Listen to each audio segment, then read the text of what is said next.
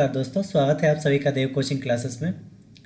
इस वीडियो में हम thermal engineering diploma third semester mechanical engineering का प्रीवियस ईयर का क्वेश्चन देखेंगे और उसमें जितने भी ऑब्जेक्टिव क्वेश्चन है ऑब्जेक्टिव क्वेश्चन को भी देखेंगे, प्लस में जितने सब्जेक्टिव क्वेश्चन है जितने भी हमारे सब्जेक्टिव क्वेश्चन है उन सारे सब्जेक्टिव क्वेश्चन का सोल्यूशन भी करेंगे। सब्जेक्टिव क्वेश्चन जो जितने भी न्यूमेरिकल है सारे न्यूमेरिकल सब्जेक्टिव क्वेश्चन का हम यहाँ पे लाइव सोल्यूशन आपको दिखाएंगे।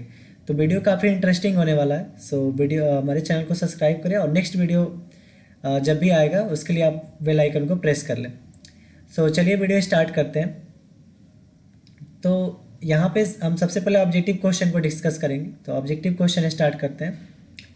देखिए यहाँ पे सबसे फर्स्ट क्वेश्चन जो है, फर्स्ट क्वेश्चन क्या है, which of the following is a non renewable source of energy, यानी इसमें से कौन सा एक non renewable source of energy है। तो इसमें देखिए सबसे पहला लिखा है वुड, तो वुड तो होगा नहीं। नॉन रिन्यूएबल का मतलब होता है कि जिसे हम बना नहीं सकते। तो वुड तो हमारा फिर से पेड़ पौधे लगाने से हमारा वुड आ जाएगा। फिर हमारा सनलाइट है, तो सनलाइट हमारा ये रिन्यूएबल सोर्स ऑफ एनर्जी है। फिर फॉसिल फ्यूल है, तो फॉसिल फ्यूल हमारा जो होता है वो non renewable source of energy होता है। क्यों? क्योंकि फॉसिल फ्यूल जो होता है वो नेचुरल प्रोसेस से बनता है या नेचुरल फिनोमिनन से बनता है। तो जो चीज़ें नेचुरल फिनोमिनन से बनती है, और ये फॉसिल फ्यूल जो है एक बार अगर डीकम्पोज हो जाता है यानी एक बार ये ख़त्म हो जाता है तो फिर हम इसको बना नहीं सकते। तो यहाँ पे उसको हम क्या बोलते हैं, नॉन रिन्यूएबल सोर्स बोलते हैं। तो फॉसिल फ्यूल यहाँ पे इसका करेक्ट आंसर हो जाएगा।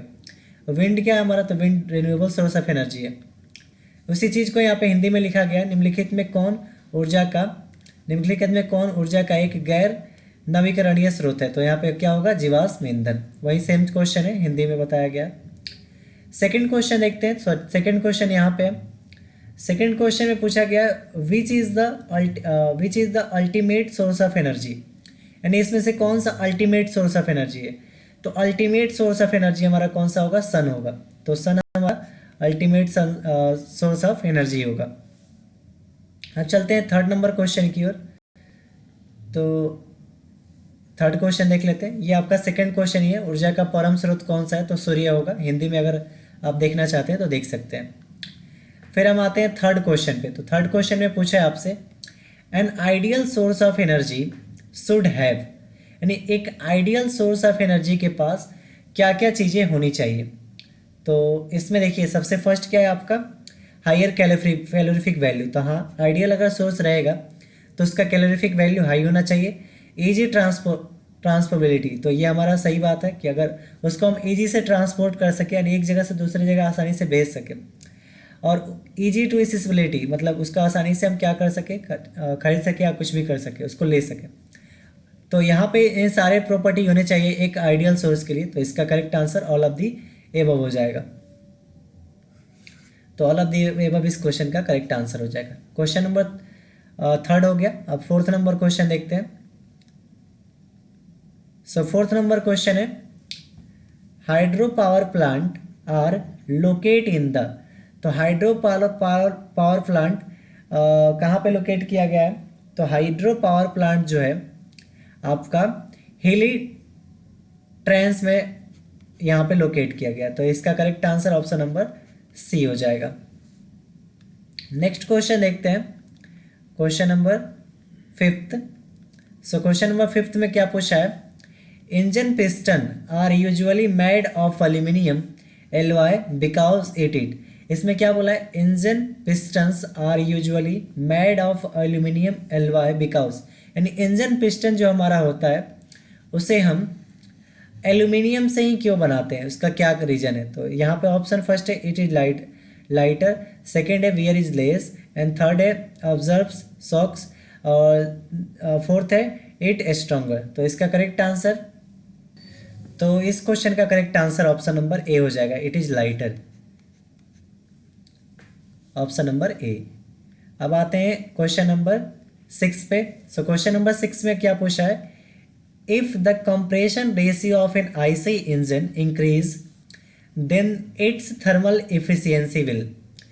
तो यहाँ पे देखिए कंप्रेशन रेशियो की बात कर रहा है। तो कंप्रेशन रेशियो यहाँ पे हम आपको बता देते हैं कैसे इसका क्वेश्चन का आंसर निकलेगा।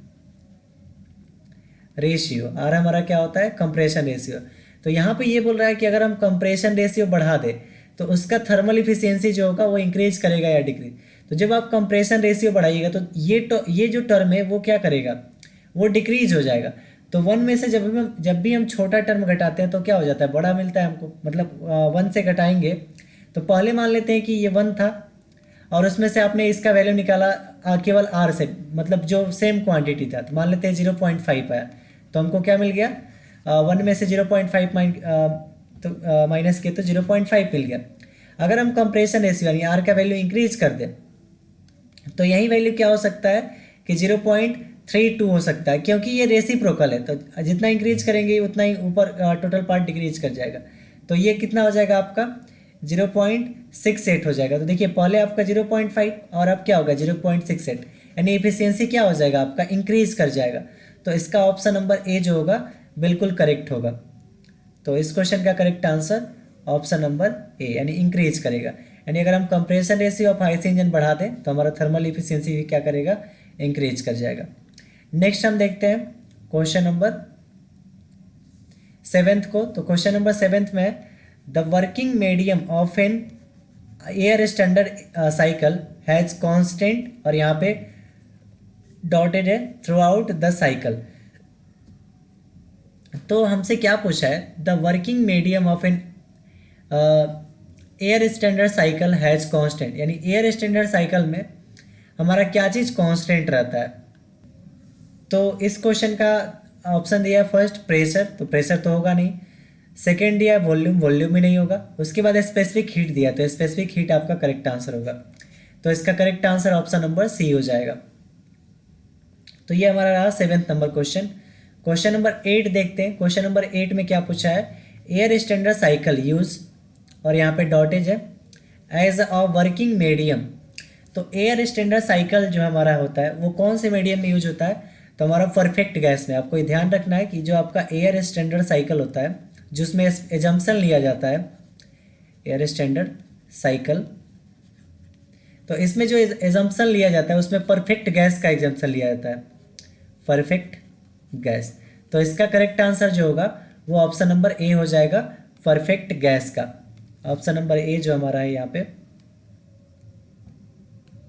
वो करेक्ट हो जाएगा, परफेक्ट गैस। नेक्स्ट क्वेश्चन देखते हैं। नेक्स्ट क्वेश्चन है 9th number, in an air injection system dot dot is forced into the cylinder by means of compressed air. तो इसमें पूछा है कि हमारा इंजेक्शन सिस्टम जो होता है, इंजेक्शन सिस्टम क्या फोर्स करता है या क्या भेजता है सिलेंडर जब कंप्रेस करता है एयर को। जैसे मान लेते हैं कि हम यहाँ पे डायग्राम बना देते हैं। एक मान लेते हैं हमारे यहाँ पे क्या है, एक पिस्टन है, हमारा यहाँ पे क्या है, पिस्टन है, और ऊपर में क्या है हमारा, यहाँ पे इनलेट वाल्व था, यहाँ पे आउटलेट वाल्व। तो यहाँ पे इसने क्या कर दिया कि एयर को कंप्रेस कर दिया, और यहाँ पे एक फ्यूल इंजेक्टर लगा हुआ। तो फ्यूल इंजेक्टर क्या यहाँ पे भेजेगा, क्या चीज़ यहाँ पे फोर्स करेगा। तो आपको पता ही है फ्यूल इंजेक्टर का क्या काम है कि फ्यूल को यहाँ पे भेजना, यानी फ्यूल को जब भेजेगा तो यहाँ पे क्या होगा, स्पार्क जनरेट होगा, और जिसने हमको क्या मिलेगा, पावर मिलेगा। तो क्या भेजेगा हमको, फ्यूल इंजेक्टर सिस्टम हमको क्या भेजेगा, इंजेक्शन, वो हमको भेजेगा फ्यूल। तो इसका correct answer option number B हो जाएगा, यानी फ्यूल। क्वेश्चन नंबर नेक्स्ट देखते हैं। क्वेश्चन नंबर 10 हमारा है यहाँ पे, commonly use injection system in automobiles is, यानी ऑटोमोबाइल में अभी तक सबसे ज़्यादा कौन इंजेक्शन सिस्टम यूज हो रहा है। तो इसका correct answer option number B हो जाएगा, यानी solid injection system, solid injection system. और ये सॉलिड इंजेक्शन सिस्टम जो है वो किसके लिए है, ऑटोमोबाइल के लिए, ऑटोमोबाइल। यानी ऑटोमोबाइल में सबसे ज़्यादा जो इंजेक्शन सिस्टम यूज हो रहा है वो सॉलिड इंजेक्शन सिस्टम यूज हो रहा है, तो इसका correct answer option number B हो जाएगा।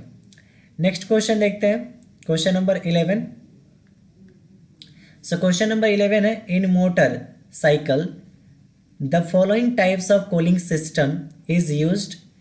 तो मोटरसाइकिल में किस टाइप के कूलिंग सिस्टम यूज होते हैं? तो आपने देखा होगा कि हमारा जो मोटरसाइकिल होता है उसमें जब आप सब सर्विसिंग कराने जाते हैं तो वहाँ पे क्या बोला जाता है कि एयर फिल्टर ख़राब हो गया या एयर सही से नहीं ले रहा है। तो हमारा जो मोटरसाइकिल में एयर जो कूलिंग सिस्टम होता है वो एयर कूलिंग सिस्टम होता है। तो यहाँ पे करेक्ट आंसर इसका ऑप्शन नंबर ए हो जाएगा, यानी air cooling system. Air cooling system हमारा करेक्ट आंसर हो जाएगा। क्वेश्चन नंबर 11 हो गया। क्वेश्चन नंबर 12 पे चलते हैं। सो क्वेश्चन नंबर 12 है हमारे पास यहाँ पे। हाँ, 12th नंबर क्वेश्चन में क्या पूछा गया है, इन थर्मोसिफन सिस्टम देयर इज। तो थर्मोसिफन सिस्टम में क्या चीज़ क्या होता है, पंप होता है या नहीं, या कितने पंप होते हैं, इसको बताना है। तो हमारा जो थर्मोसिफन सिस्टम होता है इसमें हमको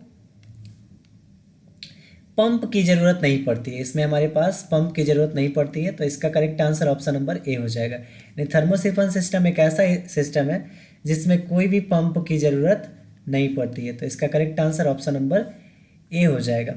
सो 12th नंबर क्वेश्चन हो गया। अब 13 नंबर क्वेश्चन देख लेते हैं हम लोग। सो 13 नंबर क्वेश्चन है हमारे पास। 13 नंबर क्वेश्चन में क्या है, the power develop inside the cylinder is called. यानी सिलेंडर के इनसाइड में जब पावर डेवलप होता है तो उसे हम क्या बोलते हैं? तो आपने पढ़ा होगा कि इंडिकेटेड पावर के बारे में हम क्या पढ़ते हैं, the power generate inside the cylinder is called indicated power. तो इसका करेक्ट आंसर क्या हो जाएगा, ऑप्शन नंबर ए, यानी इंडिकेटेड पावर, जिसको हम आईपी से डिनोट करते हैं। तो इसका correct answer option number A हो जाएगा। नेक्स्ट क्वेश्चन देखते हैं, क्वेश्चन नंबर 14।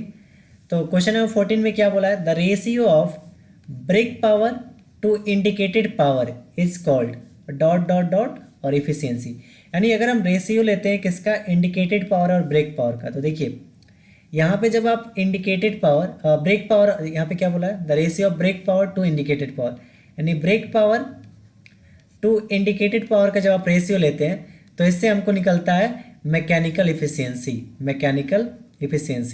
तो इस क्वेश्चन का करेक्ट आंसर हमारा क्या हो जाएगा, ऑप्शन नंबर डी, यानी मैकेनिकल एफिशिएंसी। तो जब भी हम ब्रेक पावर में इंडिकेटेड पावर से डिवाइड करते हैं तो हमको कौन सा एफिशिएंसी मिलता है, मैकेनिकल एफिशिएंसी।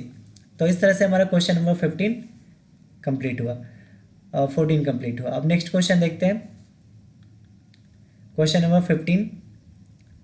सो क्वेश्चन नंबर 15 आपके पास है यहाँ पे। क्वेश्चन नंबर 15 में क्या पूछा है, brake power of IC engine is measured by. तो आईसी इंजन का ब्रेक पावर कैसे मेजर किया जाता है, तो देखिए इसमें फर्स्ट दिया है टेंसाइल टेस्ट, तो ये रॉन्ग है। अल्ट्रासोनिक टेस्ट, ये भी रॉन्ग है। मॉस टेस्ट, तो मॉस टेस्ट तो है ही नहीं, क्योंकि मॉस टेस्ट हमारा किसके लिए होता है, स्पीड ऑफ इंजन के लिए होता है या पावर ऑफ इंजन के लिए होता है, लेकिन ये ब्रेक पावर की बात कर रहा है। और हमारा नेक्स्ट क्या है, डी, डायनामोमीटर। तो यहाँ पे डायनामोमीटर से हम क्या करते हैं, ब्रेक पावर को मेजर करते हैं। तो इसका करेक्ट आंसर कौन सा हो जाएगा, option number D. Next question देखते हैं, 16 number question, which parameter is constant during Morse test.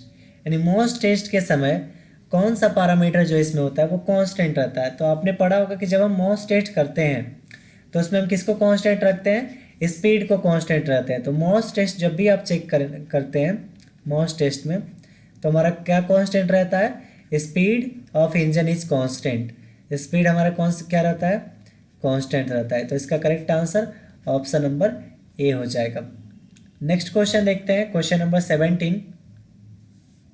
तो क्वेश्चन नंबर 17 हमारा यहाँ पे है। 17 में क्या है, the ratio of work done per cycle to the stroke, यहाँ पे क्या लिखा हुआ है, stroke volume of the compression is known as. इसमें क्या बोला है कि the ratio of work done per cycle to the stroke volume of the compressor is known as. तो रेशियो किसका लेना है, वर्क डन, यहाँ पे लेते हैं ratio work done to the stroke volume. तो इसमें क्या बोला है, the ratio of work done by stroke volume. तो इसको हम क्या लिख सकते हैं, ratio of work done by stroke volume को हम क्या लिख सकते हैं, स्वेप्ट वॉल्यूम, स्वेप्ट वॉल्यूम। अब आपने पढ़ा होगा कि work done by swept volume हमारा क्या होता है, मीन इफेक्टिव प्रेशर होता है, मीन इफेक्टिव प्रेशर। तो इसका करेक्ट आंसर कौन सा हो जाएगा, मीन इफेक्टिव प्रेशर। तो ऑप्शन नंबर डी इसका करेक्ट होगा, यानी मीन इफेक्टिव प्रेशर। तो हमारा 17 नंबर क्वेश्चन हुआ। अब देखते हैं क्वेश्चन नंबर 18 को। तो क्वेश्चन नंबर 18 है, in aeroplanes following types of compressor is used. तो एरोप्लेन में हमारे किस टाइप के कंप्रेसर यूज होते हैं इसको बताना है। तो हमारे जो एरोप्लेन होते हैं उसमें आपके एक्सियल टाइप के जो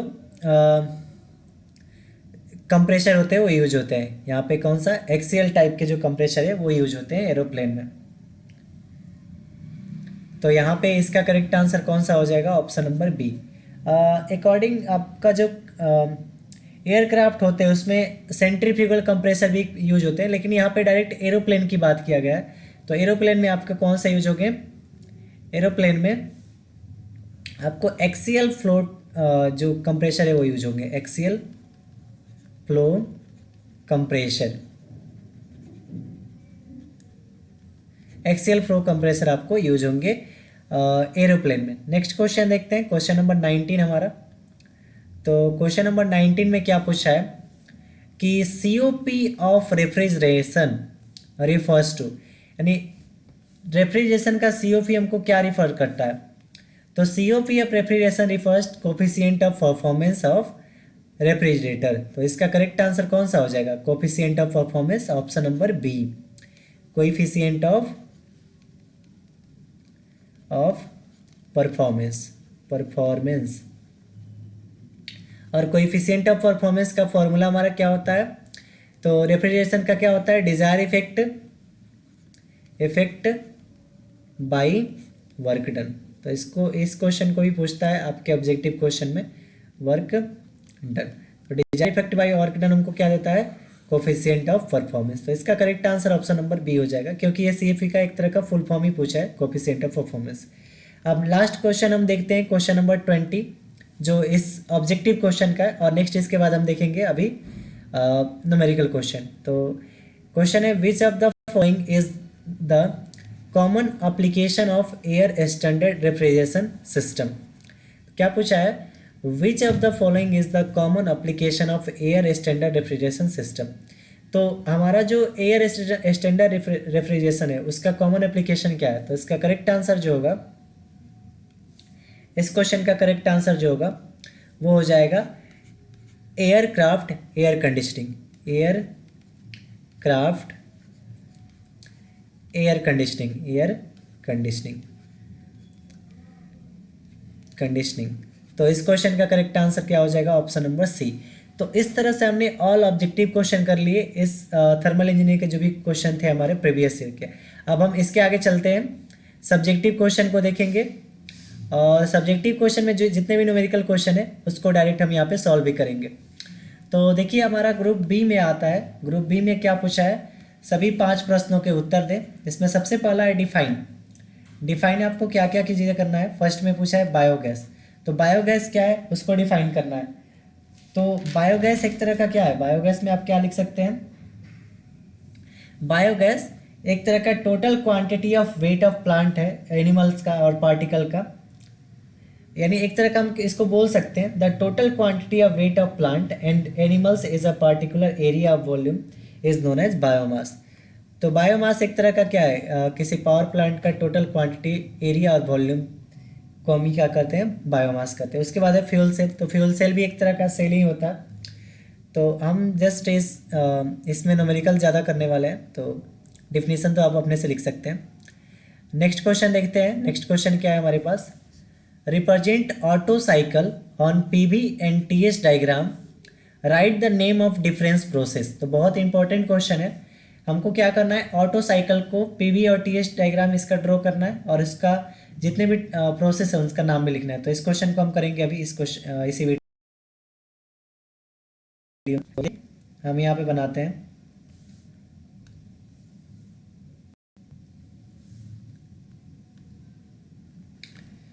तो अभी हम ड्रॉ करेंगे ऑटो साइकिल का पीवी और टीएस डायग्राम। तो सबसे पहले पीवी डायग्राम ड्रॉ कर लेते हैं ऑटो साइकिल का। तो पीवी डायग्राम यानी प्रेशर और वॉल्यूम का डायग्राम ड्रॉ करेंगे। तो ये हमारा प्रेशर इधर इंक्रीज करता है ऊपर की तरफ, और ये हमारा वॉल्यूम लेफ्ट टू राइट की तरफ इंक्रीज करता है। हमारा 0 पॉइंट है। अब हमारा जो ऑटो साइकिल होता है, तो ऑटो साइकिल में हमारा जो पीवी डायग्राम होता है, पीवी डायग्राम कैसा होता है ऑटो साइकिल का, ऐसा होता है। तो इसमें क्या होता है कि आपको यहाँ पे इस तरह का आपका पीवी डायग्राम होता है। 1 2 3 4 ये प्रोसेस है आपके। इसको आपको यहाँ पे इंडिकेट करना पड़ता है, जो हमने यहाँ पे तीर ड्रॉ कर रहे हैं, ये निशान। ये हमारा 1 से 2 जो है एडियाबैटिक कंप्रेशन है। 2 से 3 हमारा हीट, यहाँ पे क्या होता है हीट एडिशन होता है। इस प्रोसेस में आप देख सकते हैं, ये जो प्रोसेस यहाँ पे क्या होता है हीट एडिशन होता है, और इस प्रोसेस में हमारा क्यू रिजेक्शन यानी हीट रिजेक्शन होता है। ये हो गया आपका पीवी डायग्राम। अब देख लेते हैं टीएस डायग्राम को। तो टीएस डायग्राम यहाँ पे ड्रॉ कर देते हैं। तो यहाँ पे हम बना देते हैं टीएस डायग्राम। टीएस यानी टेम्परेचर एंट्रोपी डायग्राम, एस को बोलते हैं हम एंट्रोपी। तो टेम्परेचर और एंट्रोपी डायग्राम। तो अब यहाँ पे टेम्परेचर और एंट्रोपी डायग्राम कैसा होता है इसका टीएस डायग्राम, वो कुछ इस तरह का होगा। ये आपका क्या हो जाएगा टेम्परेचर और एंट्रोपी का डायग्राम। ये 1 2 3 4, और इसको आपको ऐसे तेज से दिखा देना है कि प्रोसेस कैसा हो रहा है। अब आप इसको चाहें तो ऐसे डॉटेज लाइन से ही बना सकते हैं। तो डॉटेज लाइन से आप बनाए या ना बनाए फिर भी आपके मार्क्स पूरे मिलते हैं, लेकिन फिर भी ड्रॉ कर देना अच्छा रहता है। यहाँ से यहाँ तक का जो पार्ट है इसको हम बोलते हैं VC। VC यानी क्लियरेंस वॉल्यूम। और ये वाला टोटल पार्ट को हम बोलते हैं VS। VS का मतलब क्या हो गया स्वेप्ट वॉल्यूम। अब इसमें सारे प्रोसेस का नाम लिख देते हैं। तो प्रोसेस हम लिख देते हैं सबका। अब प्रोसेस जो हमारा है इस फर्स्ट फिगर में देखिए PS डायग्राम, पीवी डायग्राम। तो 1 से 2 हमारा जो प्रोसेस है, 1 से 2 हमारा प्रोसेस जो होगा 1 से 2 ये हमारा होगा adiabatic compression. Adiabatic compression, adiabatic compression. उसके बाद हम देखते हैं 2 से 3 प्रोसेस। तो 2 से 3 प्रोसेस जो हमारा है वो heat addition at constant volume. 2 से 3 हमारा कौन सा प्रोसेस होगा हीट एडिशन। QS का मतलब हो गया heat addition. Heat addition at constant volume. Heat addition at constant volume, और कांस्टेंट वॉल्यूम हीट कितना ऐड हो रहा है QS ऐड हो रहा है। उसके बाद हम 3 से 4 प्रोसेस देखते हैं। 3 से 4 प्रोसेस। तो 3 से 4 प्रोसेस जो हमारा होगा एडियाबैटिक एक्सपेंशन होगा। तो 3 से 4 प्रोसेस हमारा कौन सा होगा एडियाबैटिक एक्सपेंशन। एडियाबैटिक एक्सपेंशन होगा। उसके बाद हमारा प्रोसेस कौन सा हो जाएगा 4 से 1। लास्ट प्रोसेस है 4 से 1। तो 4 से 1 हमारा जो प्रोसेस होगा, यहाँ पे वॉल्यूम कांस्टेंट रहता है, लेकिन यहाँ पे हीट रिजेक्ट होगा। तो heat rejection eight constant volume. Heat rejection eight constant volume, यानी हीट रिजेक्ट होगा किस पे कांस्टेंट वॉल्यूम पे। तो ये हमारा क्वेश्चन नंबर 3 का कंप्लीट पार्ट हो गया। ऐसे आपको पिक्चर ड्रॉ करने हैं और उसमें सारे प्रोसेस का नाम लिख देना है। तो ये आपका 3rd क्वेश्चन पीवी और टीएस डायग्राम का फुल 4 मार्क्स आपको आसानी से मिल जाएंगे। नेक्स्ट पार्ट में चलते हैं। तो नेक्सट पार्ट में क्या बोला है differentiate between internal and external combustion engine eight least 4 point. तो इंटरनल एक्सटर्नल कंबशन इंजन को आपको एटलीस्ट 4 पॉइंट तक क्या करना है डिफ्रेंशिएट करना है। तो थोड़ा सा पार्ट हम यहाँ पे बता देते हैं आपको। यहाँ पे मान लेते हैं इंटरनल कंबशन इंजन है, इंटरनल कंबशन इंजन, और यहाँ पे एक्सटर्नल कंबशन इंजन। इसको हम लिख देते हैं इंटरनल कंबशन इंजन और यहाँ पे एक्सटर्नल कंबशन इंजन। इंटरनल और external combustion engine.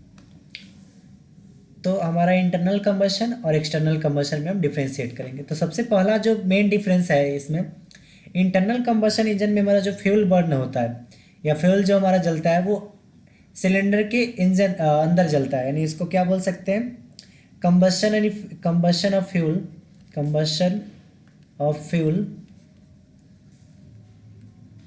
Inside the cylinder, inside the cylinder, यानी फ्यूल का कंबशन जो होगा वो इनसाइड द सिलेंडर होगा। बट एक्सटर्नल कंबशन इंजन में कंबशन और फ्यूल होगा, कंबशन ऑफ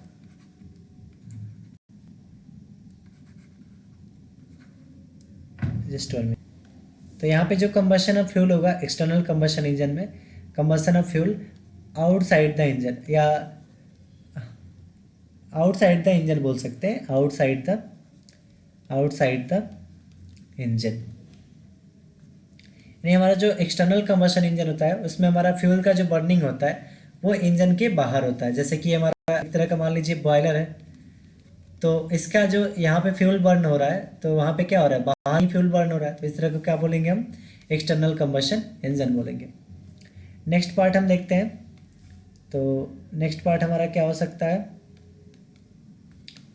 नेक्स्ट पार्ट में हम देख लेते हैं सेकेंड डिफरेंस क्या होगा कि इंटरनल कंबशन इंजन में आपका टेम्परेचर हाई मिलेगा, टेम्परेचर जो होगा इसमें हाई मिलेगा, हाई टेम्परेचर मिलेगा। बट हमारा जो एक्सटर्नल कंबशन इंजन होगा, एक्सटर्नल कंबशन इंजन में टेम्परेचर क्या होगा, लो मिलेगा, टेम्परेचर जो होगा इसमें लो होगा। यहाँ पे टेम्परेचर क्या होगा, इसमें हाई होगा। इंटरनल कंबशन इंजन में टेम्परेचर क्या होगा, हाई होगा, और एक्सटर्नल कंबशन इंजन में टेम्परेचर लो होगा। थर्ड डिफरेंस देख लेते हैं। तो थर्ड डिफरेंस क्या होगा, इंटरनल कंबशन इंजन का जो इफिशियंसी होता है वो ज़्यादा होता है, और एक्सटर्नल कंबशन इंजन का जो इफिशियंसी होता है वो कम होता है comparison to internal combustion engine के। और फोर्थ लास्ट पार्ट हम देख लेते हैं कि इंटरनल कंबशन इंजन जो होता है वो कॉस्टली होता है, बहुत ज़्यादा कॉस्टली होता है। बट हमारा जो एक्सटर्नल कंबशन इंजन होता है वो चीपर होता है, चीपर का। यहाँ पे ये थर्ड पार्ट था, थर्ड डिफरेंट था हमारा। फोर्थ डिफरेंट क्या होगा कि इंटरनल कंबशन इंजन कॉस्टली होगा, यानी थोड़ा महंगा होगा, और एक्सटर्नल कंबशन इंजन जो होगा वो क्या होगा, लो कॉस्ट होगा, इसका कॉस्ट प्राइस जो होगा वो लो होगा।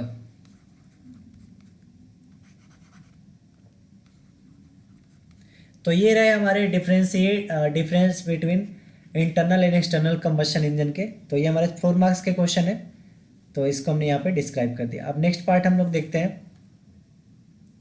तो नेक्स्ट पार्ट हमारा क्या है, नेक्स्ट क्वेश्चन की ओर चलते हैं। नेक्स्ट क्वेश्चन में क्या पूछा है आपसे, देखिए यहाँ पे क्वेश्चन क्या है,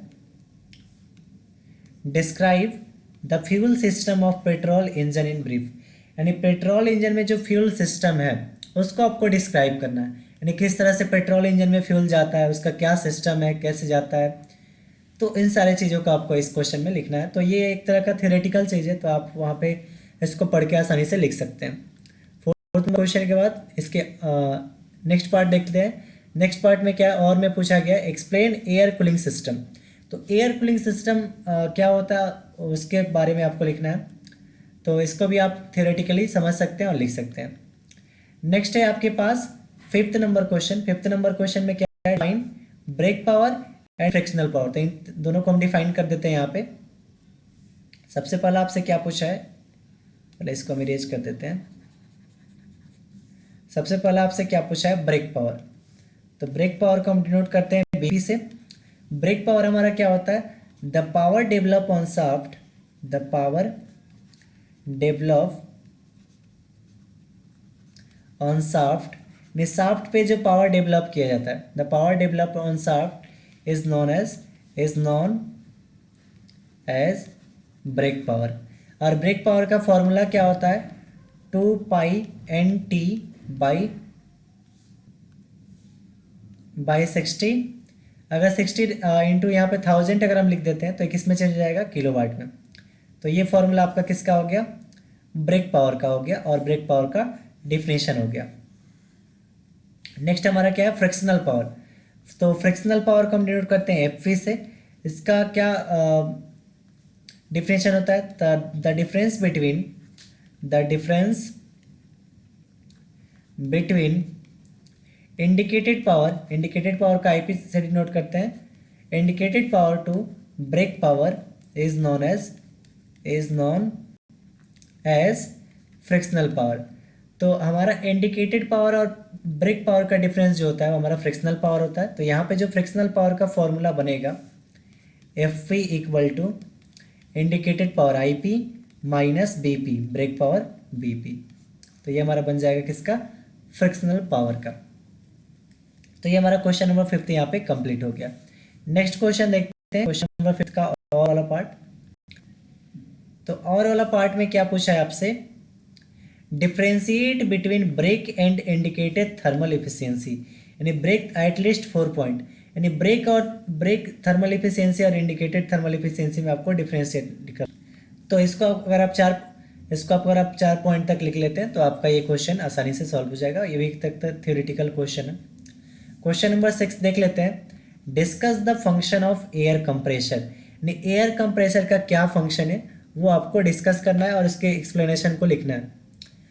तो यहाँ पे आप इस क्वेश्चन को थ्योरेटिकली पढ़ के और उसको आसानी से सॉल्व कर सकते हैं। नेक्स्ट क्वेश्चन है, right the working principle of air refrigeration system, यानी एयर रेफ्रिजरेशन सिस्टम का वर्किंग प्रिंसिपल आपको लिखना है। तो ये जो आपका एयर रेफ्रिजरेशन सिस्टम होता है ये किस पे बेस्ड होता है, तो हम आपको बेस्ट बता देते हैं। ये रिवर्स ब्रेटन साइकिल या जूल साइकिल पे बेस्ड होता है। इसको आप लिख सकते हैं बेस्ड ऑन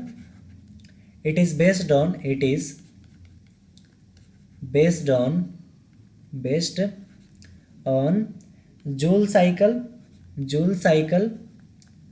और रिवर्स ब्रेटन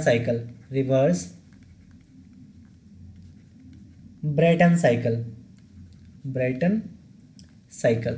तो रिवर्स ब्रेटन साइकिल को ही हम क्या बोलते हैं, जूल साइकिल बोलते हैं। तो आप दोनों में से इनका डिफिनेशन लिख देंगे तो आपका ये क्वेश्चन कंप्लीट हो जाएगा। तो आप ध्यान रखेंगे कि हमारा जो एयर रेफ्रिजरेशन सिस्टम होता है वो किस पे बेस्ड होता है, जूल सिस्टम या रिवर्स ब्रेटन साइकिल को ही जूल साइकिल बोलते हैं।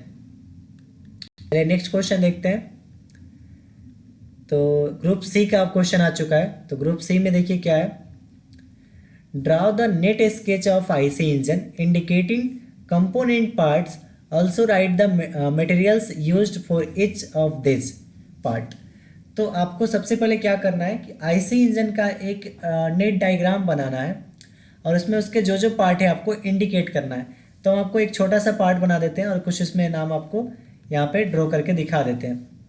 तो यहाँ पे हम आपको एक फिगर ड्रॉ कर देते हैं।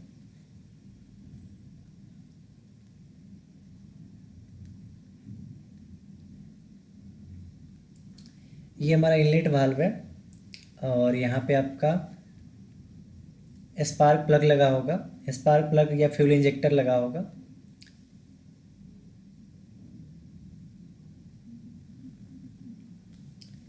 ये वाला जो पार्ट होगा आपका क्लियरेंस वॉल्यूम होगा और ये आपका पिस्टन का मूवमेंट होगा और ये नीचे की तरफ होगा और ये नीचे इसके अलग अलग पार्ट लगे होंगे।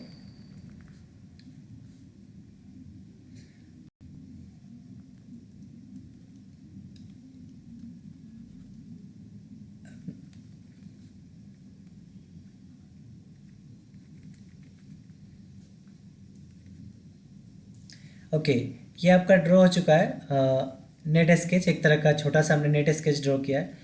ये आपका स्पार्क प्लग या फ्यूल इंजेक्टर हो सकता है। अब दूसरा चीज़, अब इसमें जो जो पार्ट है उसको हम यहाँ पे लिख देते हैं नेम जो उसका है।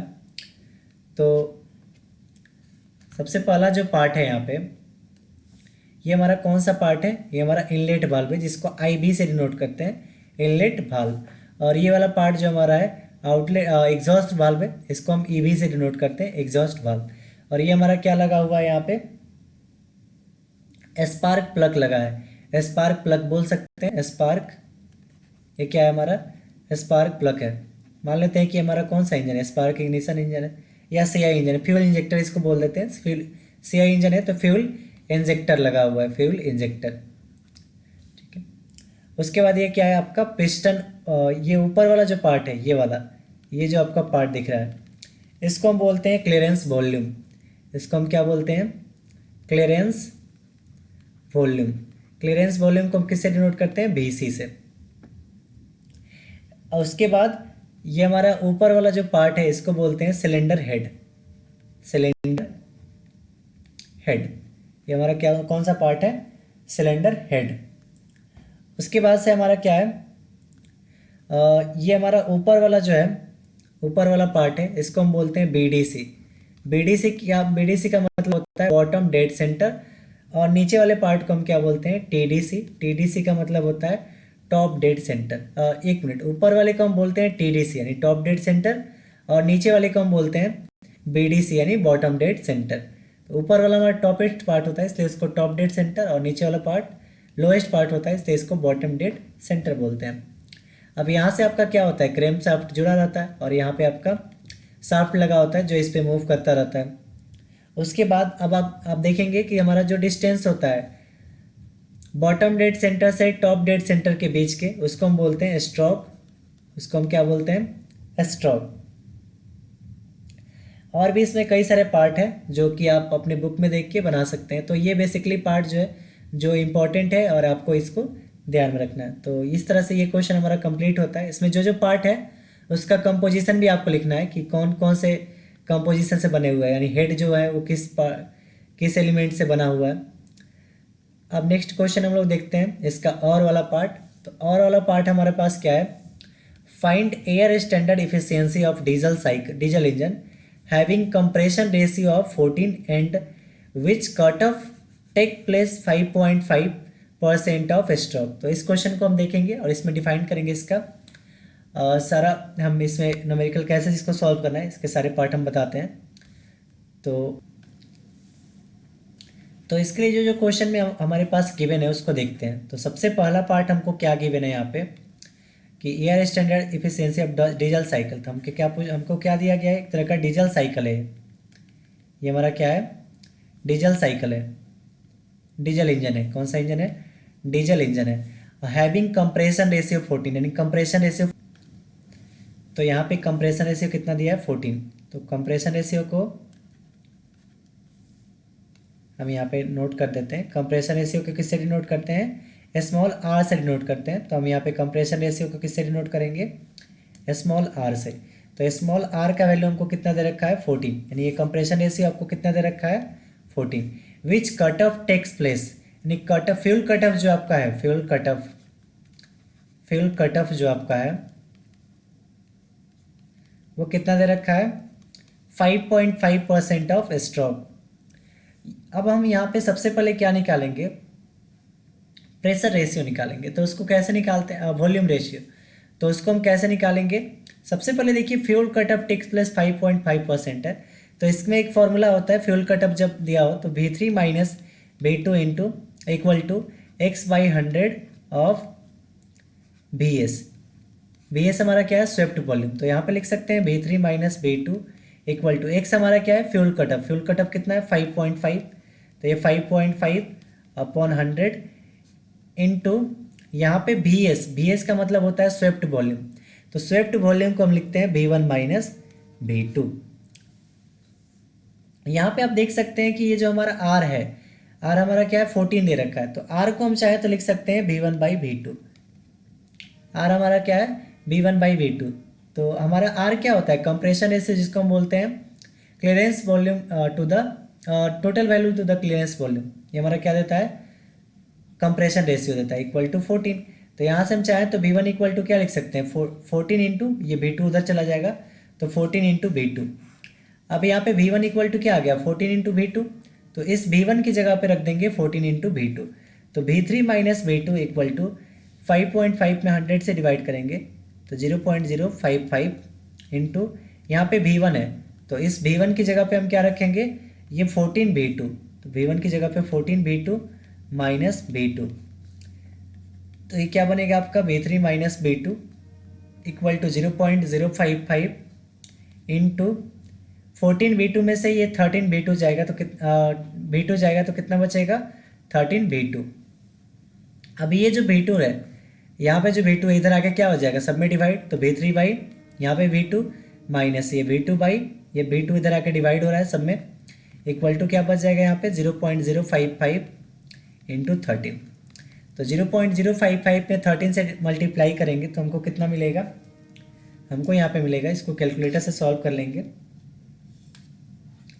0.055 इंटू 13 हमको क्या मिलेगा, यहाँ पे मिलेगा 0.715। यहाँ पे देखिए V2 से V2 कट जाएगा 1 बार में, तो यहाँ पे क्या मिलेगा V3/V2 इक्वल टू माइनस, यहाँ पे क्या बचा 1 उधर जाके प्लस हो जाएगा, तो 0.715 ये -1 उधर जाके क्या हो जाएगा +1, यानी ये कितना बन जाएगा 1.715। तो यहाँ पे आपका V3/V2 मिल गया। इस V3/V2 को हम क्या बोलते हैं, रो। तो ये हमारा रो का वैल्यू यहाँ पे मिल चुका है 1.715। अब हम आसानी से यहाँ पे एफिशिएंसी का फॉर्मूला लगा सकते हैं। एफिशिएंसी हमको किसका निकालना है, डीजल इंजन का। तो यहाँ पे क्या पूछा है, डीजल इंजन का। तो एफिशिएंसी ऑफ डीजल इंजन जो हमारा होता है वो क्या होता है, 1 माइनस रो की पावर गामा -1 अपॉन रो की पावर गामा -1 अपॉन यहाँ पे gamma into rho -1 into r की पावर गामा -1। ये फॉर्मूला आपका किसका होता है, एफिशिएंसी ऑफ डीजल साइकिल का। तो एफिशिएंसी ऑफ डीजल इंजन हमारा क्या हो जाएगा 1 माइनस, यहाँ पे रो है तो रो का वैल्यू तो हमने अभी निकाला, कितना है 1.715, तो 1.715।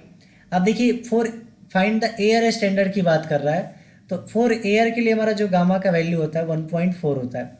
तो यहाँ पे गामा की जगह पे क्या रख देंगे 1.4 -1 अपॉन, फिर यहाँ पे गामा है तो गामा का वैल्यू कितना हो जाएगा 1.4 इंटू रो -1, रो का वैल्यू 1.715 -1 इंटू आर की पावर गामा -1, आर का वैल्यू कितना है हमारे पास 14, तो 14 की पावर गामा -1, तो गामा का वैल्यू 1.4 -1।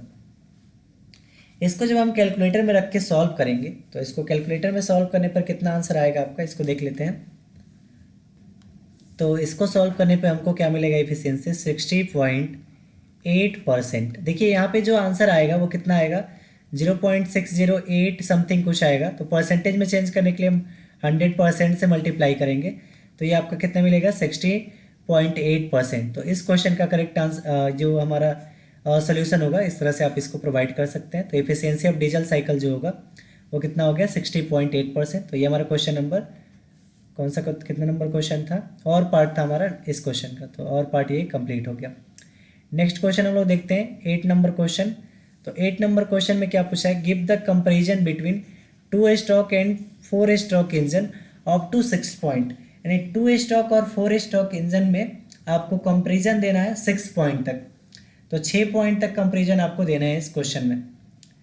तो ऑरली हम थोड़ा बहुत बता देते हैं इसमें, यहाँ पे लिख देते हैं 2 स्ट्रोक और यहाँ पे लिख देते हैं 4 स्ट्रोक।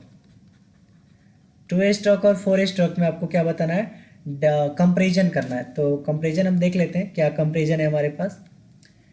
तो 2 स्ट्रोक और 4 स्ट्रोक में आपको क्या बताना है, कंपैरिजन बताना है, यानी कि 2 स्ट्रोक और 4 स्ट्रोक में क्या क्या चीज़ें हैं जो इसको कंपेयर करना है। तो यहाँ पे आपको देखेंगे, हम की पॉइंट केवल लिख देते हैं। 2 स्ट्रोक इंजन में हमारा क्या होता है कि हमारा अगर एक रिवोल्यूशन कंप्लीट होगा, 2 स्ट्रोक इंजन में हमारा जो अगर एक रिवोल्यूशन कंप्लीट होगा, यानी टोटल एक रिवोल्यूशन कंप्लीट होगा, तो उसमें हमको एक पावर स्ट्रोक मिलेगा। तो 1 रिवोल्यूशन में 1 पावर स्ट्रोक मिलेगा। यानी अगर हमारा पिस्टन जो है एक बार नीचे से क्या हुआ कि नीचे से क्या हुआ ऊपर गया, तो ऊपर से नीचे जब आएगा तो उसको पावर मिल जाएगा। यानी पिस्टन 2 बार मूव करेगा तो उसमें एक बार उसको पावर मिल जाएगा। तो हमारा ये 2 स्ट्रोक इंजन है। बट जबकि 4 स्ट्रोक इंजन जो है उसमें 2 रिवोल्यूशन कंप्लीट होते हैं, तो उसमें एक पावर स्ट्रोक मिलता है। यानी पिस्टन 4 बार ऊपर नीचे करता है तो उसमें एक पावर स्ट्रोक मिलता है। सेकेंड पार्ट देखते हैं। तो हमारा 2 स्ट्रोक इंजन जो होता है ये हाई टॉर्क जनरेट करता है। हाई टॉर्क क्या करता है, जनरेट करता है, हाई टॉर्क जनरेट करता है। बट हमारा जो 4 स्ट्रोक इंजन होता है वो लो टॉर्क जनरेट करता है, लो टॉर्क जनरेट। थर्ड पार्ट हम लोग देख लेते हैं। तो थर्ड पार्ट में हमारा जो 2 स्ट्रोक इंजन में है इसमें हम पोर्ट यूज करते हैं, और जो हमारा 4 स्ट्रोक इंजन है इसमें हम क्या यूज करते हैं, भाल्व यूज करते हैं। तो इसमें पोर्ट यूज होता है, इसमें भाल्व यूज होता है। ये थर्ड पार्ट है। फोर्थ पार्ट हम लोग देखते हैं, तो फोर्थ पार्ट में हम क्या लिख सकते हैं, फोर्थ पार्ट में है कि हमारा 2 स्ट्रोक इंजन जो है वो ज़्यादा स्मोक जनरेट करता है। स्मोक हमारा मतलब कि प्रदूषण ज़्यादा जनरेट करता है, जबकि हमारा ये सबसे मेन इंपॉर्टेंट पार्ट है इस 2 स्ट्रोक इंजन का। इसीलिए ये 2 स्ट्रोक इंजन अब हमारे लाइफ में अब कम मिल रहे हैं देखने को। 4 स्ट्रोक इंजन जो है वो लेस पोल्यूटेड होता है, मतलब लेस स्मोक जनरेट करता है। स्मोक तो सभी जनरेट करते हैं, लेकिन ये बहुत ही कम जनरेट करता है कंपेरिजन टू 2 स्ट्रोक इंजन के। फिफ्थ पार्ट हम लोग देखते हैं, तो फिफ्थ पार्ट में क्या हो जाएगा, इसका 2 स्ट्रोक इंजन जो होता है वो स्टार्टिंग इसका ईजी होता है, स्टार्टिंग जो होता है वो ईजी होता है। बट हमारा जो 4 स्ट्रोक इंजन होता है इसका स्टार्टिंग ईजी नहीं होता है, तो starting is not so easy. और लास्ट 6 पार्ट यहाँ पे क्या बोला है, 6 पार्ट तक बोलना है, तो 6 पार्ट हमारा क्या हो जाएगा, ये हमारा 2 स्ट्रोक इंजन में इसमें फ्यूल जो हमारा होता है कंप्लीटली बर्न नहीं कर पाता है, यानी फ्यूल जो हमारा कंप्लीटली नहीं जलता है। तो fuel do not burn completely, यानी फ्यूल हमारा कंप्लीटली बर्न नहीं करता है, और इसमें हमारा फ्यूल जो होता है वो कंप्लीटली बर्न कर जाता है। तो बर्न कंप्लीटली इसमें फ्यूल बर्न कर जाता है। तो ये हमारे 6 डिफरेंस हुए 2 स्ट्रोक और 4 स्ट्रोक इंजन में। नेक्स्ट पार्ट हम लोग देखते हैं, list the 6 advantage of IC engine over external combustion engine. यानी एक्सटर्नल कंबशन इंजन पे हमको 6 एडवांटेज लिखना है एक्सटर्नल कंबशन इंजन पे। तो आप इसका आसानी से लिख सकते हैं। अभी हमने इससे पहले आपको आईसी इंजन के बारे में बताया था। ये आईसी इंजन का मतलब internal combustion engine over external combustion engine, यानी इंटरनल और एक्सटर्नल कंबशन इंजन में क्या लिखना है, आपको एडवांटेज लिखना है आईसी इंजन का। 9th नंबर क्वेश्चन है, discuss the principle operation of simple carburettor with neat sketch. यानी कार्बोरेटर का आपको प्रिंसिपल ऑपरेशन आपको बताना है, और उसको नेट स्केच की वजह से यानी उसका डायग्राम भी ड्रॉ करना है। कार्बोरेटर हमारा क्या होता है, कार्बोरेटर एक ऐसा डिवाइस होता है जिसमें जो हमारे एयर और फ्यूल को एक साथ मिक्स करके और जितनी क्वांटिटी में हमको इंजन को ज़रूरत है उतनी क्वांटिटी में उसको प्रोवाइड कराता है।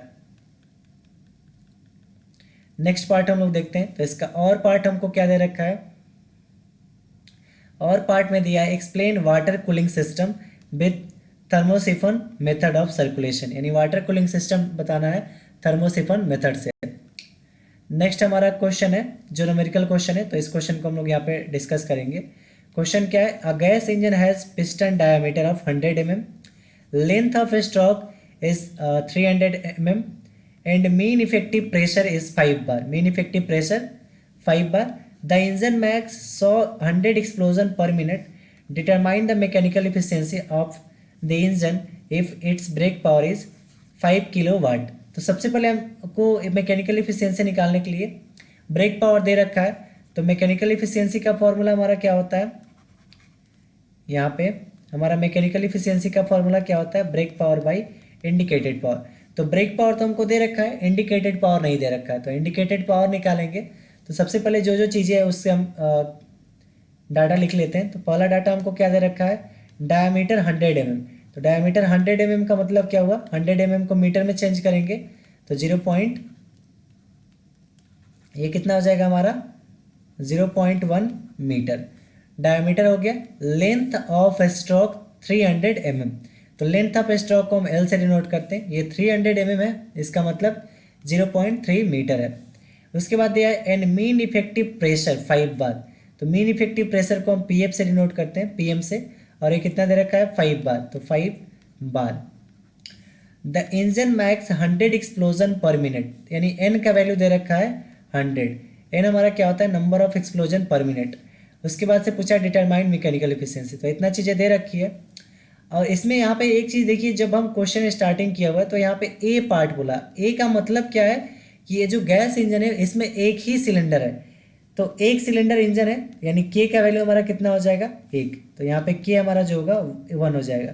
के हमारा क्या होता है, नंबर ऑफ सिलेंडर होता है, तो के का वैल्यू कितना हो गया 1। अब हम यहाँ पे इंडिकेटेड पावर निकालेंगे, तो इंडिकेटेड पावर हम कैसे निकालेंगे, इंडिकेटेड पावर का फॉर्मूला लिखेंगे। इंडिकेटेड पावर हमारा क्या होता है, P M into N into A into K into L into 10/6 kilowatt में। अब सारे वैल्यू यहाँ पे पुट करेंगे तो इंडिकेटेड पावर क्या हो जाएगा, पीएम, पीएम हमको दे रखा है 5, पीएम हमको 5 बार ही में लेना है, तो 5 एन, एन हमारा नंबर ऑफ एक्सप्लोजन यानी 100। उसके बाद यहाँ पे ए मतलब क्या हो गया, एरिया, तो एरिया हम कैसे निकालेंगे, पाई/4 डी स्क्वायर से। डी का वैल्यू कितना है 0.1, तो यहाँ पे 0.1 का स्क्वायर इंटू यहाँ पे के हमारा क्या है, नंबर ऑफ सिलेंडर, के का वैल्यू कितना है 1। फिर यहाँ पे इंटू एल, एल हमारा क्या है, लेंथ ऑफ स्ट्रोक, तो एल का वैल्यू कितना दे रखा है 0.3, तो यहाँ पे 0.3 इंटू लास्ट में क्या है 10 और बाई में लास्ट में आपका 10 इंटू 10 और बाई में 6। अब इसको कैलकुलेटर से सॉल्व कर लेते हैं, देखते हैं हमारा कितना आता है इंडिकेटेड पावर। तो इंडिकेटेड पावर देख, तो यहाँ पे देखिए इस क्वेश्चन में इंडिकेटेड पावर जो आ रहा है 1.96 किलोवाट आ रहा है। अब यहाँ पे आपको एक चीज़ ये कन्फ्यूजन होगी कि इसमें ये जो क्वेश्चन यहाँ पे दिया हुआ था बोर्ड में, यहाँ पे ये डाटा मिस्टेक दिया था, ये जो ब्रेक पावर दे रखा था ये मिस्टेक दिया है 5 किलोवाट, क्योंकि अगर ये ब्रेक पावर अगर आप 5 रख देंगे और इंडिकेटेड पावर 1.96 आ गया तो हमारा इफिशियंसी क्या हो जाएगा, 100 से ज़्यादा हो जाएगा, 100% से क्या हो जाएगा, ज़्यादा हो जाएगा, जो कि इम्पॉसिबल है, इम्पॉसिबल है। तो इस क्वेश्चन में आपको ये ब्रेक पावर बाई मिस्टेक से प्रिंटिंग कर दिया है। तो अगर आप इस क्वेश्चन को सॉल्व करते हैं तो आपको फुल मार्क्स मिलेंगे विदाउट सॉल्विंग मैकेनिकल इफिशियंसी। तो इसको आपको ध्यान नहीं देना है, ब्रेक पावर में थोड़ा सा मिस्टेक है, क्योंकि ब्रेक पावर जो होना चाहिए वो इंडिकेटेड पावर से कम ही होना चाहिए। अगर वो कम नहीं रहेगा यानी इंजन का एफिशिएंसी 100% से ज़्यादा हो सकता है। तो कोई ऐसा इंजन नहीं है जिसका एफिशिएंसी 100% हो। एक कार्नोट साइकिल है जिसका एफिशिएंसी 100% होता है, बट वो हाइपोथेटिकल चीज़ है।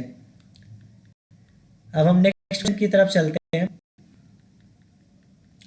तो नेक्स्ट क्वेश्चन है हमारे पास, नेक्स्ट क्वेश्चन में क्या है, अ 2 stroke cycle IC engine has mean effective pressure of 5 बार, यानी मीन इफेक्टिव प्रेशर क्या दे रखा है हमको, PM 5 बार दे रखा है।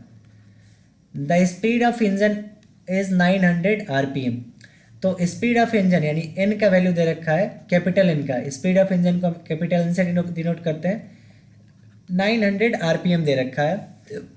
If the diameter of piston and stroke are 100 mm, तो डायमीटर एंड स्ट्रोक कितना दे रखा है 100 mm एंड 150, तो डायमीटर कितना है 100 mm का मतलब क्या हो गया 0.1 मीटर एंड 150 mm, तो stroke length of stroke L का वैल्यू 150 mm, 150 mm को 0.15 मीटर भी लिख सकते हैं। फाइंड इंडिकेटेड पावर, तो इंडिकेटेड पावर फाइंड करना है तो सबसे पहले हमको पता करना होगा के का वैल्यू, के हमारा क्या है नंबर ऑफ सिलेंडर। तो यहाँ पे देखिए फर्स्ट पार्ट में ही लिखा है आपको ए का मतलब होता है एक, तो 2 स्ट्रोक इंजन यानी इसमें कितने सिलेंडर होंगे, 1 सिलेंडर होगा, तो 1 सिलेंडर हो गया यानी के का वैल्यू कितना हो गया 1। अब आपको डायरेक्ट क्या निकालना है इंडिकेटेड पावर, तो बहुत ईजी है। इंडिकेटेड पावर का हमारा फॉर्मूला क्या होता है, PM into N into K into L into A into 10/6 kilowatt. अब सारे वैल्यू को पुट कर लेते हैं। PM हमको दे रखा है 5 बार, तो 5 इंटू यहाँ पे N, अब यहाँ पे स्मॉल n की बात की जाए तो स्मॉल n हमारा क्या होता है, तो यहाँ पे सबसे पहले आपको स्मॉल n बताना पड़ेगा। तो देखिए 2 स्ट्रोक इंजन है, तो 2 स्ट्रोक अगर इंजन रहता है तो n का वैल्यू कैपिटल N के इक्वल हो जाता है, कब, जब 2 स्ट्रोक इंजन हो। और n का वैल्यू n/2 कब होता है, n/2 कब होता है, जस्ट 1 मिनट, n/2 कब होता है, जब 4 स्ट्रोक इंजन हो। तो इसमें 2 स्ट्रोक की बात की गई है यानी n का वैल्यू क्या होगा, कैपिटल N के इक्वल होगा, तो स्मॉल n हमारा कितना हो जाएगा 900 इंटू के हमारा 1 हो जाएगा। L का वैल्यू हमारा कितना है 0.15 इंटू ए हमारा क्या है एरिया यानी पाई/4 डी स्क्वायर, डी का वैल्यू कितना है 0.1 का स्क्वायर इंटू यहाँ पे 10 और बाई में 6, और ये किस में आ जाएगा किलोवाट में। अब इसको सॉल्व कर लेते हैं तो हमको क्या मिल जाएगा, इंडिकेटेड पावर। तो अब इसको सॉल्व करते हैं, 5 into 900 into 0.15 into pi by four into 0.1 का स्क्वायर इंटू 10 बाई